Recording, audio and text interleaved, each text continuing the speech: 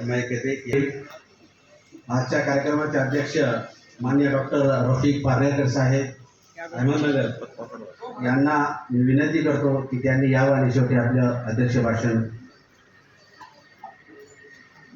2 line पेश करता हूँ आपके लिए।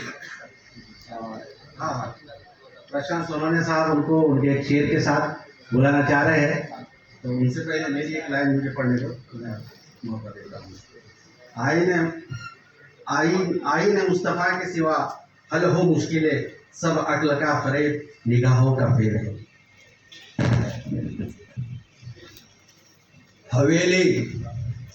हवेली झोपड़ी सबका मुकद्दर टूट जाएगा। हवेली झोपड़ी सबका मुकद्दर टूट जाएगा। साथ है अगर हिंदू मुसलमान का टूट जाएगा। दुआ करो कि हमें ये प्यार और मोहब्बत के रिश्ते रहे कायम। ये रिश्ते टूट गए तो ये हिंदुस्तान टूट जाएगा। चरागों के सफर में दबदबा हो आंधियों का, चरागों के सफर में दबदबा हो आंधियों का, तो अंजाम जुल्मतों के सिवा कुछ भी नहीं। और ये दुनिया नफरतों की आखिरी स्टेज पर है और इलाज इसका मोहब्बत के सिवा कुछ भी नहीं। और यही पाके कुरान के प्यारे मोहब्बत की जो बातें हैं जिसके लिए हम आज यहाँ पे जमा हुए और विचार मंच पे ये सब जो मानवता के प्रबल समर्थक यहाँ पे बैठे हुए हैं, आप सब यहाँ पे सहभागी हुए। तो कपिल दरवेश के एक शेर के साथ मैं डॉक्टर सैयद रफीक पार्लेकर साहब को मैं बुलाता हूँ कि तुम देखना वो जमा होंगे एक दिन, तुम देखना वो जमा होंगे एक दिन, और वो तुम्हारे हाथ से बंदूकें छीन कर जमीन के 7 परतों के अंदर गाड़ देंगे। वो तुम्हारे तोपों में रेत भर देंगे और वो उन सब से मोहब्बत करेंगे जिनसे तुमने उनको नफरत करना सिखाया है, जिसका जिक्र मुझे सर ने किया था कि वो डर, आतंक और खौफ का माहौल हमने पैदा कर रहे हैं और हमको आपस में लड़ा रहे हैं। तो वे डरते हैं तमाम धन दौलत गोला बारूद के बावजूद वो डरते हैं कि ये गरीब और निहत के जो लोग हैं वो एक दिन उनसे डरना बंद कर देंगे। इसलिए डर को खत्म करना ये सबसे जरूरी बात मुझे सर ने कही थी। तो तुम देखना वो जमा होंगे एक दिन और वो सब कुछ उलट पुलट कर डालेंगे, एक नई दुनिया बनाने के लिए, सबके लिए एक सुंदर दुनिया, a beautiful world for all. Doctor Syed Rafiq Parlekar साहब। कर दिया तुमने। बिस्मिल्लाहिर्रहमानिर्रहीम। खलक़ल मौत वल हयात लियब्लुवकुम अय्युकुम अहसनु अमला। सदक़ल्लाहुल अज़ीम। उपस्थित स्टेजवरील सर्व आदरणीय सन्मान्य मान्यवर आणि समोर उपस्थित सर्व धर्मीय बंधूंनो, प्रथम आपणा सर्वांना अंतःकरणपूर्वक अस्सलामु अलैकुम व रहमतुल्लाहि व बरकातुहू। आजचा जो विषय आहे या ईद मिलनासाठी ठेवलेला, समाज को जोड़ने के उपाय, हे समाजाला जोडणं साधं काम नव्हे, याचं जे महात्म्य आहे ते पैगंबरांच्या शब्दात मी आपल्या सर्वांसमोर ठेवू इच्छितो। पैगंबर साहेब म्हणाले की लोकांनो, काय मी तुम्हाला सांगू, एक श्रेष्ठ असं सत्कर्म जे नमाज पेक्षा, रोजांपेक्षा, जकात पेक्षा आणि हज पेक्षा ही श्रेष्ठ असावं। लोकांनी आतुरतेने विचारलं कुठला आहे ते सत्कर्म। पैगंबर साहेब म्हणाले, जोडा त्या 2 व्यक्तींना ज्यांच्यामध्ये वाद आहे, हे श्रेष्ठतम सत्कर्म आहे। जोडायचं काम, श्रेष्ठ काम दुसरं कुठलं नाही या जगामध्ये, माणसांना जोडायचं काम। आणि ईद मिलनाच्या या कार्यक्रमाप्रसंगी मिलनाचा हा विषय ठेवला की हे मिलन कसं घडवावं, हे भाग्य आहे आपल्या सर्वांचं। आणि की खबरदार, माणसांना जोडणं हे तर श्रेष्ठतम सत्कर्म है, सबसे बड़ी नेकी है, सबसे बड़ी इबादत है। सर्वात महान अशी उपासना आहे, भक्ती आहे, जोडायचं काम करणं.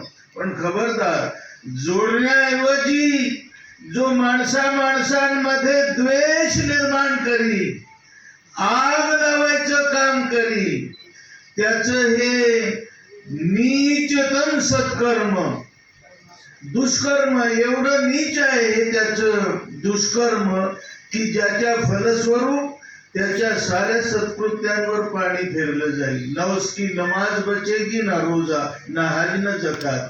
काम तोडणे का करता है, साऱ्या सत्कृत्यांवर पाणी फिरलं जाईल माणसं तोडायचं काम केलं तर. आपण सर्व माणसं जोडण्याकरता इथं जमलेलो आहोत. हे खूप भाग्य आहे आपल्या सर्वांचं. या भारतात बंधुभाव नित्य वसुदे, देवरची असा दे. राष्ट्रसंत तुकडोजी महाराजांची ही प्रार्थना. इथं सांगायचं की रमजानची सुरुवात होती चंद्रदर्शनाने, आणि चंद्रदर्शना प्रसंगी संपूर्ण जगामध्ये मुस्लिम बांधव एक दुआ करतात चंद्र दिसताच. ती दुआ आहे अल्लाहू अकबर, की हे अल्लाह, हे ईश्वरा, तूच सर्वात श्रेष्ठ आहेस, तू सबसे बड़ा है. अल्लाहुम्मा अहिल्लहु अलैना बिल अम्नि वल ईमान. हे अल्लाह, हा चंद्र साऱ्या जगासाठी आम्हाला इमानचा चंद्र ठरू दे, शांतीचा चंद्र ठरू दे, बंधुत्वाचा चंद्र ठरू दे, रोजगारीचा चंद्र ठरू दे. अल्लाहुम्मा अहिल्लहु अलैना बिल अम्नि वल ईमान वस्सलामती वल इस्लाम. हा चंद्र सर्वांसाठी सलामतीचा ठरो. सलामती म्हणजे आपल्या सर्वांना ठाऊक आहे. आपण झेंड्याला सलामी देतो म्हणजे काय, की हा झेंडा सदा सदैव असा फडकत राहावा, देश सलामत राहावा, समाज सलामत राहावा, असा हा चंद्र ठरो. अशा प्रकारची ही दुआ. आणि जी कृत्ये तुला प्रिय आहे ते करण्याची सद्बुद्धी अखिल मानव जातीला दे. आणि शेवट आहे की हे चंद्रा, निशंक तुझा आणि आम्हा सर्वांचा निर्माता ईश्वर एकच आहे आणि तो अल्लाह आहे. ही तर प्रार्थना झाली अमनसाठी, सलामतीसाठी, बंधुत्वासाठी, जोडण्यासाठी. पण पैगंबर निवळ दुआ करून थांबलेले नाही. या प्रार्थनेला पैगंबरांनी प्रयत्नांची जोड दिली, पराकोटीच्या प्रयत्नांची जोड दिली. समाजामध्ये सद्भावना, शांती, प्रेम, बंधुभाव निर्माण करण्याकरता, प्रस्थापित करण्याकरता सर्वस्वपणाला लावलं. आपल्याला अशा कार्यकर्त्यांची गरज आहे आज, की ज्यांच्या मनामध्ये समाजाचं दर्द असावं, समाजाच्या दुखण्याविषयी, त्याच्या निवारणाविषयी आस्था असावी. आज माणूस एवढा संकुचित बनलेला आहे की खूप थोडक्यात सांगायचं ठरलं तर आदरणीय आमच्या सप्त खंजिरी वादक सत्यपाल महाराजांच्या शब्दात, तो बाल्याची मम्मी, बाल्याचा पप्पा आणि बाली, आणि 10x10ची. बाकीचं काही देणं घेणं नाही. काय समाजात चाललंय, काय होतंय, काय देणं घेणं आहे आपल्याला. माणूस स्वकेंद्रित झालेला आहे, स्वार्थी झालेला आहे. आणि खरं तर मला असं वाटतं की साऱ्या दुखण्याचं मूळ जर काही असेल तर जीवनाविषयीचं अज्ञान आहे. जन्म कशा करताय माहित नाही. प्रास्ताविकामध्ये जे मांडले गेले कुद्दूस साहेबांनी, वास्तव आहे. डॉक्टरांना विचारा जीवनाचा उद्देश काय, वकील साहेबांना विचारा, माहित नाही. कहाँ जा रहे हो डॉक्टर साहब, त्यांचं साधं उत्तर आहे, जिकडे जग चाललं, जहां लोक जा रहे वहां जाएंगे. लोक चालले स्विस बँकेच्या दिशेने, डॉक्टर साहेब निघाले स्विस बँकेच्या दिशेने. आणि त्याचा आपण पाहिलं कोरोनामध्ये चित्र. एकीकडे हे भयंकर असं संकट होतं आणि दुसरीकडे लूट चालू होती. हिंस्र पशूंनी शर्मेनं मान खाली घालन असली लूट, असं चित्र होतं. आणि मला वाटतं तुम्हाला सर्वांना माहिती आहे 1,5-2 हजारांचं रेमडेसिवीरचं इंजेक्शन केवढ्याला विकलं गेलं? 50,000ला विकलं गेलं. मला काही कळत नाही साहेब, ते मूळ किमतीत इंजेक्शन उपलब्ध नाही, अवेलेबल नाही, पण 50,000 दिल्यावर अवेलेबल आहे. ही जी लूटवाद, याचं मूळ कारण आहे माणसाला जीवनाचा उद्देशच माहित नाही.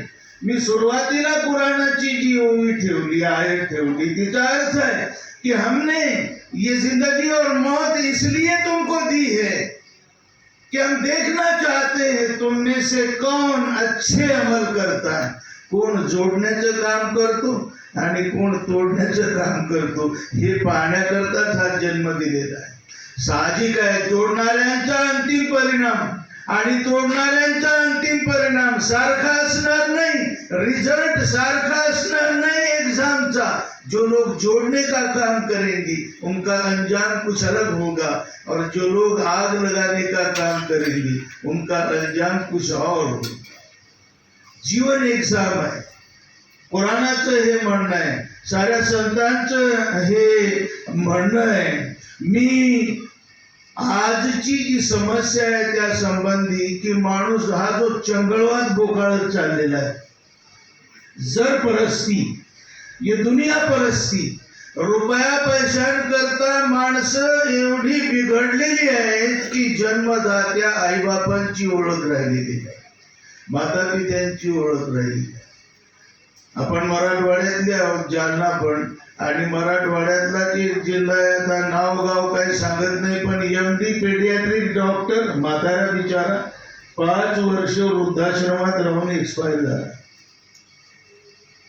तुम्ही म्हणाल काय करील त्याला, कोणी नाही तर काय करावं त्याने, पण असं नाही. त्याला मुलगा आहे MS सर्जन आहे, आणि त्याला मुलगी पण आहे MD गायनेकोलॉजिस्ट आहे. सांभाळलं नाही म्हातारा डॉक्टर बापाला. वृद्धाश्रमावाल्यांनी कळवलं एक्सपायर झाल्यानंतर की असं असं तुमचे वडील गेले. त्या दोघांनी उत्तर दिलं की आमचा काही आक्षेप नाही, तुम्ही विधी करून टाका, तुमच्यावर काही आम्ही आक्षेप घेणार नाही. खूप संक्षिप्त मध्ये सांगायचे की ये जर परस्ती, ये दुनिया परस्ती. याच्यामुळं जर आईबापाचीच ओळख राहिली नाही तर बाकीच्यांचा काय प्रश्न आहे, काही विचारायचं मला वाटतं गरजच नाही. कुराणामध्ये अल्हाकुमुत तकासुर हत्ता जुरतुमुल मकाबिर, तुम लोगों को एक दूसरों से बढ़ चढ़कर दुनिया कमाने की इस धुन ने धोखे में डाल दिया, यहाँ तक कि कब्र में पहुंचने का वक्त आता है. मरायची वेळ आली तरी एकच धुंदी आहे, काय, और चाहिए, और चाहिए, और चाहिए. मरेपर्यंत जगायचंही पैसा करता आणि मरायचंही पैसा करता. काय पैगंबरांनी सुंदर उपदेश केला तो, त्याचा सारांश असा आहे की इब्ने आदम को, म्हणजे माणसाला एक वादी सोने की दे दी जाए. वादी म्हणजे डोंगर काही धरू आपण, आणि डोंगर कशाचा, दगड धुण्याचा नाही, अक्षरशः सोन्याचा. इब्ने आदम को एक वादी सोने की दे दी जाए और उससे पूछो कि बस, तो वो कहेगा और एक मिल जाए तो अच्छा है. त्याचं पोट भरणार नाही. पैगंबर साहेब म्हणाले इसका पेट तो बस मिट्टी ही से भरेगा. त्याचा अर्थ असा आहे की जेव्हा आडवा होईल आणि याला खांद्यावर घेऊन निघतील लोक आणि खड्ड्यात टाकून वरून माती टाकतील, ती माती याच्या तोंडात जाईल, तब जाके इसका पेट भरेगा, मरेपर्यंत. ही आजच्या समाजाचं चित्र आहे. माणसं पैसा करता, बस सकाळपासून संध्याकाळपर्यंत ही जी दौडधूप चालू आहे ही सगळी पैशांकरता. नीतिमत्तेची वाट लागलेली आहे, माणुसकीची वाट लागलेली आहे, भाईचाऱ्याची वाट लागलेली आहे. हे हा जो मूळ संदेश आहे जीवनाविषयीचा, तो माहीत असणं खूप गरजेचं आहे. अगोदर मौलानांनी खूप स्पष्टीकरण केलं याचं, पण मला त्यांना आवर्जून सांगायचंय की समाजामध्ये ही चर्चा होताना दिसत नाही. 1000 वर्ष झाले आपण एकत्र राहतोय. विनोबा भावेंचं म्हणणं आहे की 1000 वर्ष झाले हिंदू मुस्लिम या देशात एकत्र राहत आहेत, पण एक दुसऱ्यांच्या धर्मांविषयी अनभिज्ञ आहे. मुजीबभाईंनी सांगितलं इतर धर्मीयांना इस्लाम माहित नाही आणि मुस्लिम धर्मीयांना बाकीच्यांची काही माहिती नाही. हा एक प्रश्न आहे तुला. अशा यासाठी ईद मिलनाच्या कार्यक्रमांची नितांत गरज आहे की काय पाहिजे. पैगंबर त्यांचा पैगाम काय आहे, कुराण काय आहे, त्याचा संदेश काय आहे, हा रोजा काय आहे, या रोजाचा उद्देश काय आहे. अल्टिमेटली मौलानांनी संक्षिप्तपणे सांगितलं. कुराणामध्ये पैगंबर साहेब म्हणाले रोजा पहाटेपासून ते सूर्यास्तापर्यंत अन्न पाणी सोडण्याचं नाव नाहीये. फक्त रोजा आंखों का भी है, जुबान का भी है, कानों का भी है, हाथों और पैरों का भी है. तुम्हाला विशेष वाटेल आपल्या सर्व धर्मियांमध्ये उपवास आहे, एकादशी आहे, वारकऱ्यांमध्ये इतर धर्मियांमध्ये उपवास आहे, पण त्याचा संबंध जवळपास फक्त खाण्यापिण्याशीच आहे. बाकी डोळ्यांशी, कानांशी, जिवेशी बाकी काय नाही. हे उपवास आहे, एकादशी आहे, रमजान आहे, रोजा आहे, डॉक्टर साहेब आहेत, रेडिओलॉजिस्ट आहेत आणि जोडपा आलेला आहे मुलगा की मुलगी तपासण्याकरता. ब्लॅक नाही, रोज आहे, त्याला पाणी चालत नाही, त्याला काही खाणं पिणं. त्याला म्हटलं डॉक्टर साहेब जरा चहा पाणी घेऊन नाही, आज रोज आहे, ते चालत नाही. पण सेल्फ डिटर्मिनेशन टेस्ट मात्र चालते ब्लॅक. हा कुठला रोज आहे, ही कोणसी इबादत, ही कुठली एकादशी आहे. फराळाचं खायचं फक्त, पण सकाळी दुधात पाणी घालायचं त्याला काही फरक पडत नाही, ते चालू आहे. दांडी मारायची मोजमापात ते चालू आहे. रोजा पैगंबरांच्या दृष्टिकोनातून, कुराणाच्या दृष्टिकोनातून. अरे तुझं पाहणं बदलावं, तुझं ऐकणं बदललं पाहिजे, बोलणं बदललं पाहिजे, वागणं बदललं पाहिजे, चारित्र्य बदललं पाहिजे, माणूस आदर्श माणूस बनला पाहिजे. हा रोजांचा उद्देश आहे. पैगंबर साहेब म्हणाले जो रोजा ठेवूनही खोटं बोलणं आणि खोटं वागणं सोडत नाही त्याच्या निव्वळ उपासमारीची काही गरज नाही, काही मात्र गरज नाही. कशाला उपाशी मरतो. तुझं जर बोलणं बदलत नसेल, तुझं जर वागणं बदलत नसेल तर त्या उपाशी मरण्यात अर्थ काय. कशा करता हा रोजा, हा खरं तकवा आहे. रोजा माणसाला बदलवण्याकरता आहे, त्याच्यात परिवर्तन घडवण्याकरता आहे. असं म्हणता येईल की त्याला माणूस बनवण्याकरता खरं तर हा रोजा आहे. आणि ज्या कुराणाचा आताच नुकता मौलानांनी उल्लेख केला तो कुराण खरं पाहता हा गैरसमज आहे की कुराण मुसलमानांचा आहे, मुस्लिमांसाठी आहे. नाही, कुराणाचं स्वतःचं म्हणणं आहे शहर रमजान अल्लज़ी उन्ज़िला फ़ीहिल कुरान हुदल लिन्नास. गाइड है इंसानों के लिए, हुदल लिन्नास हिदायत है इंसानों के लिए. मग इंसान काय फक्त मुसलमान आहेत का, बाकीचे इंसान नाहीत का. सगळे इंसान आहेत आणि या सर्व इंसान, ये सब इंसानों के लिए कुरान गाइडेंस आहे. खरं तर ईश ग्रंथ जे आहेत या धर्तीवरचे सगळे ते समस्त मानव जातीसाठी आहेत, कुण्या जातीसाठी नाही, कुण्या विशेष धर्माच्या लोकांकरता नाही. पैगंबरांबद्दल कुराणात म्हटलेलं आहे वमा अरसलनाका इल्ला रहमतल लिल आलमीन. क्या मोहम्मद सल्लल्लाहु अलैहि वसल्लम हमने आपको सारे इंसानों के लिए रहमत बनाकर भेजा है, सारे आलमीन के लिए रहमत. असं म्हटलंय का रहमतल लिल मुस्लिमीन, मुसलमानांकरता दया कृपा म्हटलेलं आहे का. नाही, सर्वांकरता, जगाकरता रहमत आलम. तुकोबांचं म्हणणं आहे जगाच्या कल्याणात संतांच्या विभूती, देहकष्ट विधी परोपकार, जगाच्या कल्याणाचा विचार जगाच्या कल्याणाचा आहे. तर ही या ज्या भिंती आहेत त्या तुटल्या पाहिजेत. आणि हे अध्ययन वैचारिक देवाणघेवाण जे कुराणाच्या 14 भाषांमध्ये भाषांतराचा उल्लेख केला अगोदर, त्याची गरज का? हा कुराण इतर धर्मीयांना, इतर भाषिकांना समजावं म्हणून ही उठाठेव. आणि आपल्या सर्वांना ठाऊक असलं पाहिजे की राजश्री छत्रपती शाहू महाराजांनी या देशामध्ये कुराणाचं सर्वात पहिल्यांदा मराठीत भाषांतर केलेलं आहे. छत्रपती शाहू राजे कशाकरता केलं? की हा कुराण मराठी भाषिकांना समजावा, त्याचा काय मेसेज आहे. कुराणाचं म्हणणं आहे आता जो विषय है जोड़ण्याचा विषय, समाज को जोड़ने के उपाय, कुराणाने एक उपाय सांगितला, मूलभूत उपाय. तो मौलानांनी आपल्या सर्वांसमोर ठेवला. या अय्युहन्नास इन्ना खलकनाकुम मिन ज़करिन व उन्सा, ये इंसानों हमने तुम सबको एक ही पुरुष और एक ही स्त्री से पैदा किया है. एकाच जोडप्यापासून आम्ही तुम्हा सर्वांना निर्माण केलेलं आहे. म्हणजे तुम्ही सर्व एका माय बापाची लेकरं आहात. अगर हम सब की मराठा, माली, क्रिश्चियन, कुणबी, तेली, तांबोळी, मुस्लिम, जैन, अंग्रेज है ना, अमेरिकन, सबका बाप अगर एक है और माँ भी अगर एक है तो हम सब कौन हुए? क्या रिश्ता बना हमारा?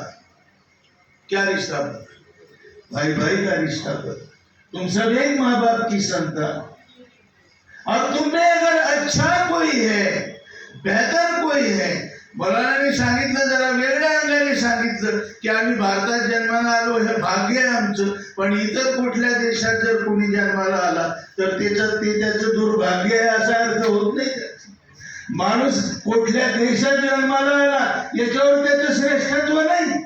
मक्का मदिन्यात जन्माला आला म्हणून श्रेष्ठ असं नाही. पैगंबर साहेब स्वतः म्हटले, कुराणाचं म्हणणं आहे, शेवटच्या प्रवचनामध्ये खुतबे हज्जतुल विदामध्ये पैगंबर साहब म्हटले, लोकांनो खबरदार, किसी अरबी को किसी नॉन अरब पर कोई श्रेष्ठत्व नहीं और किसी नॉन अरब को किसी अरबी पर कोई श्रेष्ठत्व नहीं. किसी गोरे को किसी काले पर प्राधान्य नहीं और काले को गोरे पर प्राधान्य नहीं. अरब और नॉन अरब, गोरे और काले, तुम सब आदम से हो और आदम को अल्लाह ने मिट्टी से बनाया. तुम सब भाई भाई, तुम सब बराबर बराबर हो. तुम में ऊंचा अगर कोई है, अच्छा अगर कोई है ईश्वर के नजदीक, अल्लाह के नजदीक, तो वो है जिसका अखलाक, जिसका कैरेक्टर, जिसके आचार विचार, जिसमें तकवा सबसे ज्यादा हो. माणूस आचार विचारांनी मोठा होतो, माणूस चारित्र्याने मोठा होतो, शिलाने मोठा होतो, रंगाने नाही, वर्णाने नाही, वंशाने नाही, भौगोलिक प्रदेशाने नाही. श्रेष्ठत्वाचं हे प्रमाण आहे. तर हे माणसांना जोडणारं तत्व. आणि आपण खरं जर पाहिलं तर हा संदेश आपल्या अभंगातून दिला, गाथेतून दिला. तुकोबांचं म्हणणं आहे, अवघी एकाचीच वीण तेथे त्याचे भिन्न भिन्न. एक ही माय तुम्हाला व्यालेली आहे, एकच माय व्याली, एकाच मायची लेकरं आहात तुम्ही, तेथे काहीचे भिन्न भिन्न. मग भेदाभेद कसला? कुठं तर तुकोबा म्हणतायत, विष्णुमय जग वैष्णवांचा धर्म, भेदाभेद भ्रम अमंगल. माणसात भेदाभेद करणं भ्रम आहे, थोतांड आहे, झूठ आहे, बकवास आहे. भेदाभेद भ्रम अमंगल, निवड बकवास नाही, पाप आहे. याच्यासारखं दुसरं कुठलं पाप नाही. एखाद्याला नीच लेखणारे, एखाद्याने स्वतःला श्रेष्ठ समजणं हे पाप आहे, हे अमंगल आहे. त्याच्यापेक्षा दुसरं कुठलं पाप नाही. तुकोबांचं हे म्हणणं आहे, साऱ्या संतांचं म्हणणं आहे. आणि मग आता तर आपल्याला खूप नाज आहे ना, विज्ञान युग म्हणतो. हे सायन्स आणि टेक्नॉलॉजी ही जी शिगेला पोहोचलेली आहे, या सायन्स आणि टेक्नॉलॉजीच्या युगामध्ये आपण ब्लड ट्रान्सफ्युजन करतो की नाही? पूर्वी नव्हतं होत, आता करतो. मग आता मला सांगा की मुस्लिमाचं ब्लड इमर्जन्सी मध्ये हिंदू बांधवाला देतो की नाही? चालतं ते दौड़ता है दौडत चलता नाही दौडताय पळतं ते जीवदान भेटतं ते माळ्याच्या मराठ्याला चालतं, तेल्याचं कुंब्याला चालतं, दलित बांधवाच्या रक्त प्रसंगी ब्राह्मण रुग्णाला चालतं, जीव वाचतो आणि निवड ब्लड चालतं असं नाही. एक प्रसंग सांगतो. क्लास 1 अधिकारी आहेत आमच्या पारनेर तालुक्यातले आणि लिव्हर फेल झालं. मिसेस किडनी देईना, मुलगा किडनी देईना, मुलगी किडनी देईना, भाऊ जवळ येईना, अंथरुणाला खेळलेले आता. नंबर लावून ठेवला मोठमोठ्या हॉस्पिटलमध्ये. जर बाय चान्स कुठे अवेलेबल झालं तर एकाएकी दिवाळीच्या दिवशी 4 वर्षांपूर्वी फोन आला की तुमच्या ग्रुपचं लिव्हर उपलब्ध झालेलं आहे, ताबडतोब या. दिवाळीच्या दिवशी रात्री 12ला निघाला गाडी पळत. क्लास 1 अधिकारी गेला. झालं होतं असं की एक डॉक्टर जोडपं तिथं फिरायला आलं होतं हैदराबादवरून आणि ऍक्सिडेंट झाला. तो मिस्टर डॉक्टर तो तर चांगला होता, पण मिसेस ब्रेन डेड झाली. हेड इंजरी एवढी जबरदस्त झाली की जगणं शक्य नव्हतं, पण अवयव चांगले होते सगळे. त्याने लगेच अवयव दानाचा निर्णय घेतला आणि ते नेमकं याच्या ग्रुपचं होतं, साहेबांच्या ग्रुपचं होतं. गेले ताबडतोब ऑपरेशन झालं, सगळं झालं. आता खूप चांगले आहेत, ऑन ड्युटी आहेत आता. पण मला सांगायचं की तिकडून फोन आला ना, तुमच्या ग्रुपचं लिव्हर उपलब्ध झालेलं आहे. साहेबांनी हे नाही विचारलं की कोणत्या धर्माचं आहे, हे नाही विचारलं की कोणत्या कुळाचं आहे, त्याची कुंडली काय आहे, त्याची जात काय आहे, काही नाही विचारलं. पळत सुटले ग्रुपचं आहे. मग मला सांगा की ब्लड चालतं, लिव्हर चालतं, मरणोत्तर नेत्रदान, डोळे चालतात, किडनी ट्रान्सप्लांट चालते, लिव्हर ट्रान्सप्लांट चालले आहेत. आज तो डॉक्टर आहे ना, तो ज्यांनी मिसेसचा लिव्हर दिलं, हैदराबादवरून भेटायला तो पेशंटला. आठवण झाल्यावर तो म्हणतो मला अभिमान आहे की माझी मिसेस जरी गेली तरी तिचं लिव्हर तुमच्या स्वरूपात आज हयात आहे, जिवंत आहे. याच्यावर विचार केला. हे अवयव ट्रान्सप्लांट त्यावेळी नव्हते. पेशंट गेला, आता आपण दफन करू, त्या डोळ्याची काय होईल, माती होईल. त्यापेक्षा जर आंधळ्याला दृष्टी येणार असेल तर मरणोत्तर नेत्रदान करायला काय हरकत आहे. चिंतन व्हायला पाहिजे, रिसर्च व्हायला पाहिजे याच्यावर. पण मला सांगायचं आहे की रक्त चालतं, डोळे चालतात, किडनी चालते नाही. आता म्हटले आमचे हे सोनवणे साहेब की दौडताय, पळत ते. मग स्पर्श चालायला काय रोग झाला आणि एक ग्लास पाणी प्यायला चालत नाही, एक पंगत चालत नाही. हे जे डोक्यामध्ये घाण बसलेली आहे, ही घाण काढायची गरज आहे. आणि आपण सर्व बंधू भगिनी आहोत. हे जोडणारी तत्व आहेत, ही माणसांना एकत्र आणणारी तत्व आहे. खरं तर सांगू का, हे सारे संत आणि जगातले सारे पैगंबर, येशू असोत की मूसा असोत की मोहम्मद सल्लल्लाहु अलैहि वसल्लम असोत, सगळे माणसं जोडण्याकरता आले होते. माणसं जोडण्याकरता. मी कालच आलो मक्का मदिन्यावरून आणि तिथं प्रत्यक्ष पाहिलं की काळा पण आहे, गोरा पण आहे, इंग्रज पण आहे, अमेरिकन पण आहे, भारतीय पण आहे, पाकिस्तानी पण आहे, बांगलादेशी पण आहे. जे युद्ध चाललं ना आता युक्रेन आणि रशियन पण आहे, युक्रेनियन पण आहे. अब एक सफ में खड़े, एक ही सफ में खड़े हो गए महमूद आज, न कोई बंदा रहा न कोई बंदा नवाज. ही माणसाला जोडणारं सिमेंट आहे. तुम सभी माँ बाप की संतान. आणि या एकोप्याची आज आपल्या सर्वांना गरज आहे. शेवटी मला एक महत्वाची गोष्ट सांगायची की आज आपल्या सर्वांचा समज असा झाला की मृत्यू आला, अग्नी दिला, राग झाली, दफन केलं, माती झाली, खेळ संपला. पलीकडे कसलं काय, जे काही आहे ते अलीकडे. मर गए मिट्टी में मिल गए, खेल खत्म. जिंदगी बस आज जो कुछ है वो है, तो कर लो मजा, एन्जॉय कर लो. चंद्रवादाच्या मागे लागला माणूस. पण वास्तव काय, खरंच का राग म्हणजे एंड आहे, माती म्हणजे एंड आहे? पुराणाचं म्हणणं आहे नाही. अग्नी दिला, राग झाली म्हणजे जीवनाचा एंड नाही. मृत्यूच्या पलीकडं, राग झाल्याच्या पलीकडं माती झाल्याच्या पलीकडेही जीवन आहे आणि वास्तविक जीवन निरंतर असं जीवन तेच आहे. अलीकडचं तर नाशिवंत आहे, क्षणभंगूर आहे, पलीकडचं निरंतर आहे. कोणी म्हणेल काय बकवास आहे, अग्नी दिला राग झाली म्हणजे पलीकडे जीवन आहे. थोडं चिंतन केलं आपण, अग्नी देतो कोणाला, दफन करतो कोणाला. पेशंट, डॉक्टर म्हटला पेशंट गेला, कॉमामध्ये आहे, कॉमामध्ये पण आहे, त्याला अग्नी देतो का, देतो का अग्नी? नाही. आणि डॉक्टर म्हटलं तुमचं पेशंट गेलंय, आता आयसीयू ठेवतो का, आणि आता बंगल्यात तरी ठेवतो का?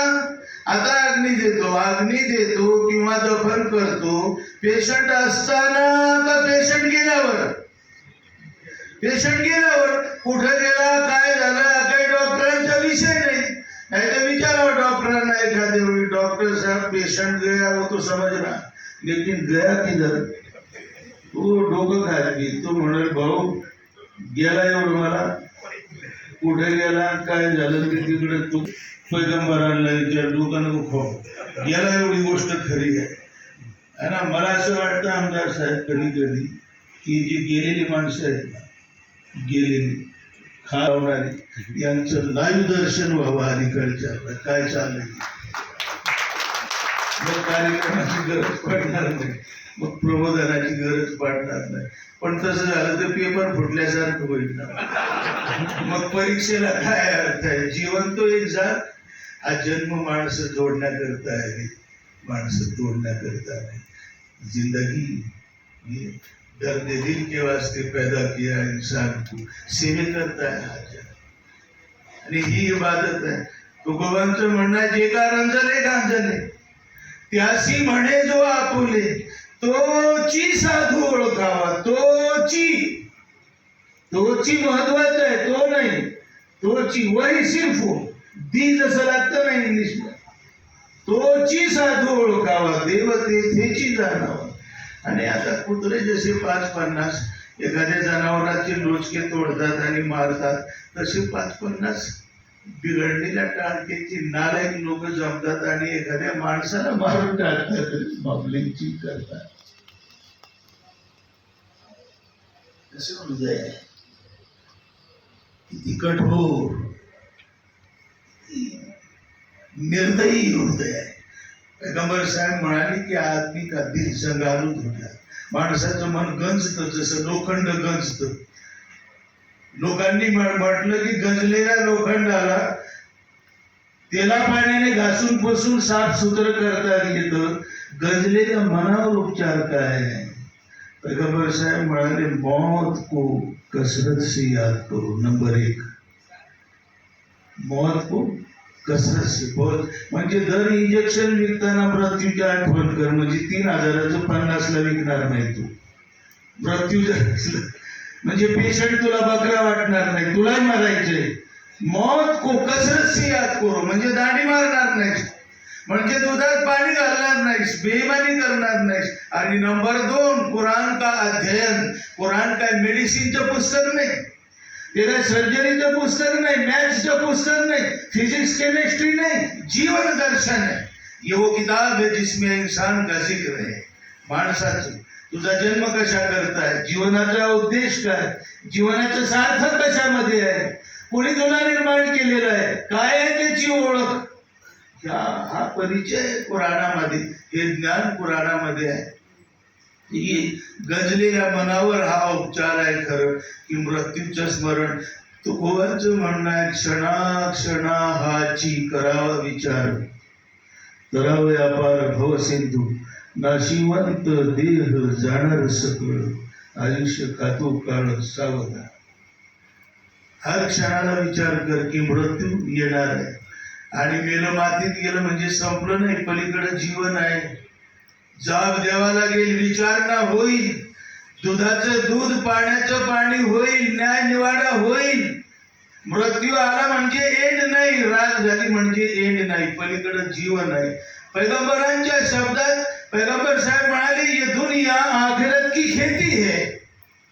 म्हणजे मृत्यूच्या अलीकडचं जीवन शेती आहे, पलीकडच्या जीवनाची. इथं आला तू पेरण्या करता, स्वातंत्र्य आहे पेरण्याचं, पेर वाटेल ते पेर. आग लावायचं काम कर, नाही तर आग विझवायचं काम कर. माणसं जोडायचं काम कर, नाही तर तोडायचं काम कर. फ्रीडम जरूर है, ये दुनिया खेती है आखिरत की, पण याद राख की जे पेरशील तेच पलीकडे होऊन गेल. तुकोबांचं काय म्हणणं आहे? तुकोबा म्हणाले, पेरी कडू जिरे, पेरतो कडू जिरे. पेरणी कडू जिऱ्यांची, पेरी कडू जिरे, मागे अमृत फळे, मागणी मात्र अमृत फळांची. पेरणी कडू जिऱ्यांची, मागणी अमृत फळांची. अरके वृक्षा केळी कैसे येती, रुईच्या झाडाला केळी तुझ्या बापाने पाहिल्यात का कधी? लागतात का? नाही लागत ना. संत कबीर, ज्यांना डॉक्टर बाबासाहेब आंबेडकरांनी ज्यांच्या नावाने हा हॉल आहे गुरुस्थानी मानलं होतं, ते संत कबीर म्हणाले, बीज बोए बबूल के आम कहाँ से पाए. बाभळीचं बी पेरल्यावर आंबे कुठून भेटतील रे? आग लावायचं काम केल्यावर जीवनाचं सार्थक कसं होईल? सद्गती कशी लाभेल रे? चिरशांती कशी लाभेल रे? जीवनाचं सार्थक करायचं असेल, माणसं जोडायचं काम करा. आणि हे जोडण्याचं काम श्रेष्ठतम असं काम आहे. त्याच्यासारखी दुसरी कुठली भक्ती नाही. पैगंबरांचा एक उपदेश खास करून आपणा सर्वांसमोर ठेवतो की ते म्हणाले, जनाजा जब निकलता है, अंत्ययात्रा जेव्हा निघते, कधी ज्या कोणाची, 3 गोष्टी त्याच्या बरोबर निघतात. एक, दुनिया का कुछ हिस्सा, ऐश्वर्याचा काही भाग. नंबर 2, आप्तेष्ट. आणि नंबर 3, कर्म. ऐश्वर्य, आप्तेष्ट, कर्म, 3 गोष्टी बरोबर निघतात. पहिल्या 2 गोष्टींना मर्यादा आहे. हे स्विस बँकेतलं जे डिपॉझिट आहे ना, घोटाळे करून कमावलेलं, ते तुझ्या संगती येणार नाही, इथंच राहील. एक दमडी तुझ्या संगती येणार नाही. गेली कधी कुणाबरोबर?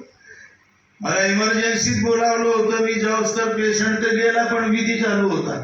मी थांबलो आणि अग्नी देणारा पुढं झाला अग्नी द्यायला. कुणीतरी 150 आणा पुढं आला. अरे थांब म्हटलं, अग्नी द्यायचं थांबवलं. म्हटलं काय भानगड आहे? पाहत होतोय. तो गेला पुढून आणि डेड बॉडी जी ठेवली होती ना शरणावर, घाई गडबडीत ती घड्याळ तसं राहून गेलो होतं हातात. काढून घेतलं आणि म्हटलं आता अग्नी दे. अरे 5-50 रुपयांचं घड्याळ तुझं नाही. चुकून अर्ध्या पाव तोळाच्या अंगठीसह जर जाळलं तर सावडायला गेल्यावर रात चाकळून पाहतील. क्यों इमान बेचता, का बेईमानी करतो, का घोटाळे करतो? संगती येणार नाही ना. आपतेष्ट येतील नाही असं नाही, पण त्यांनाही मर्यादा आहे. ते दुआए मगफिरत करतील, 2 अश्रू गाळतील, प्रार्थना करतील, श्रद्धांजली अर्पण करतील, चालले माग, बरोबर येतील ना. ऐश्वर्य गेलं माग, आपतेष्ट गेले माग. तिसरी जी गोष्ट आहे ना, जिचं नाव कर्म आहे, पैगंबर मोहम्मद सल्लल्लाहु अलैहि वसल्लम साहेब म्हटले, हा आहे तुझा खरा सखा. दफन केल्याच्या पलीकडे तुझ्या संगती येणारा अमल, कर्म. अग्नी दिल्याच्या पलीकडे तुझ्या संगती येणारा, आणि याच्यावरच तुझं भवितव्य आहे. हे जर चांगले असले तर पलीकडे कल्याण आहे, आणि हे जर का वाईट असले तर पलीकडं. हे जर जोडणारे असले तर पलीकडचे जुळलं, आणि हे जर का तोडणारे असले पलीकडचे सत्यानाश आहे. याचं भान आज लोकांना राहिलेलं नाही. मृत्यूचंही भान नाही. तो विधी करतो दुसऱ्यांचा, पण स्वतःच्या विधीला विसरून जातो. दूसरों को ले जाता है अपने कंधों पर, लेकिन अपनी मौत को भूल जाता है. मौत को कसरत से याद करो, बहुत ज्यादा याद करो. डॉक्टर साहेब, दर पेशंट चेक करताना आपल्या मृत्यूचा आठवण ठेवा. म्हणजे मग मृत्यू कोणाला कधी येईल काय? तुकोबांचं म्हणणं आहे, नाशिवंत देह जाणार सकळ, जाणार सकळ. काळ्या दगडावरची रेग आहे, अटळ आहे. कुराणाचं म्हणणं आहे, कुल्लू नफ्सिन जायकातुल मौत, हर जी रूह को मौत का जायका चखना ही अटळ है. पैगंबर का असे ना, आपल्यालाही टळणार नाही, जावंच लागणार आहे या जगात. आज ना उद्या त्याचं थोडं चिंतन केलं पाहिजे की पुढचं काय, पुढचं काय. या प्रसंगी आपल्या सर्वांना मी एक नम्र विनंती करतो की खरं उल्लेख केला लोकांनी की वातावरण बिघडत चाललंय, पण ते माझं असं वैयक्तिक मत आहे की वातावरण बिघडलेलं नाही. माझ्या मताशी माननीय आमदार साहेब सुद्धा सहमत आहे. पण नुसता बोभाटा झाला पेपर मधून, मीडियांमधून.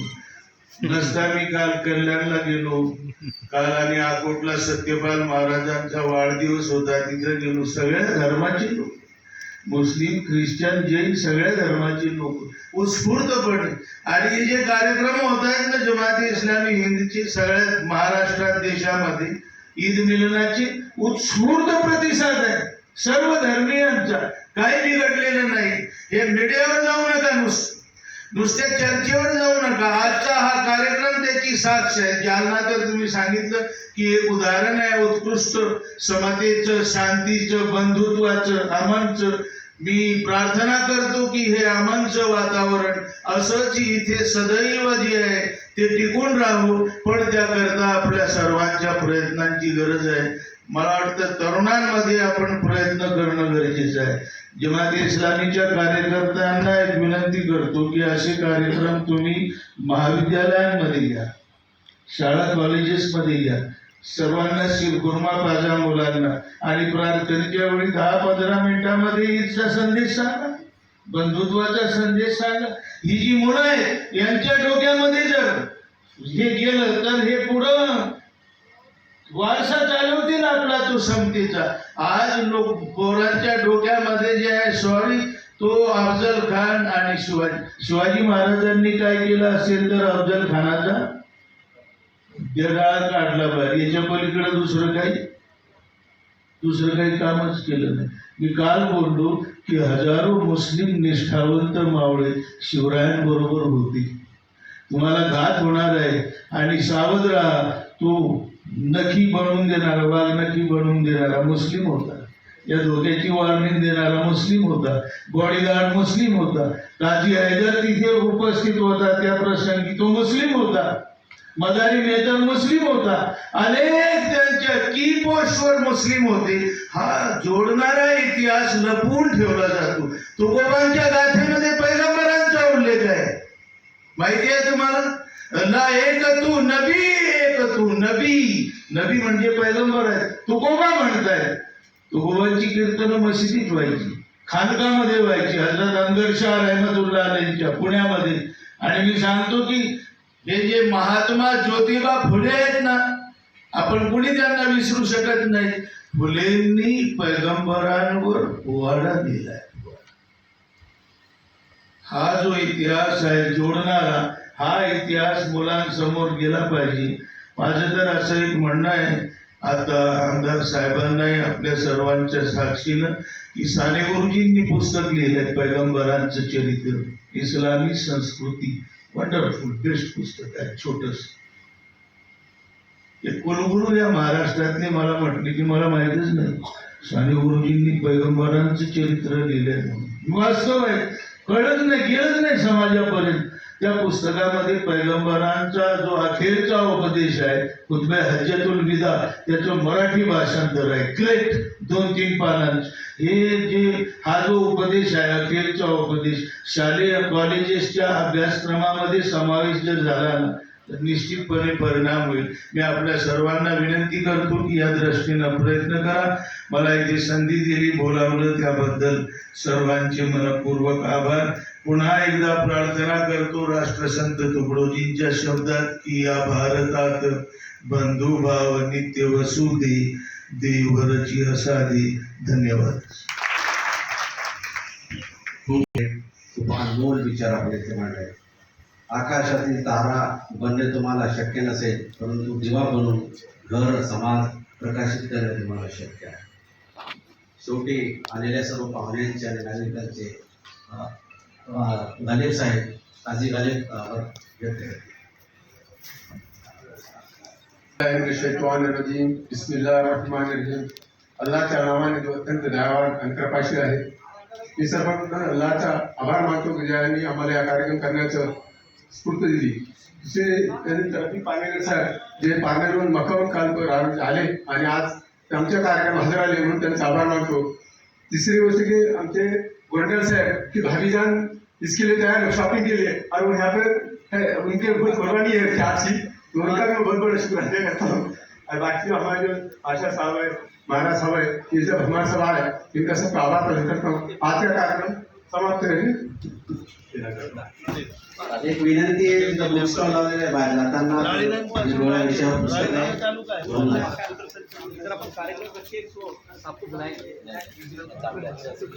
इसके बाद ईशा की नमाज इंशाल्लाह बाजमात पढ़ी जाएगी. पेशंट आहे अनेक त्यांचे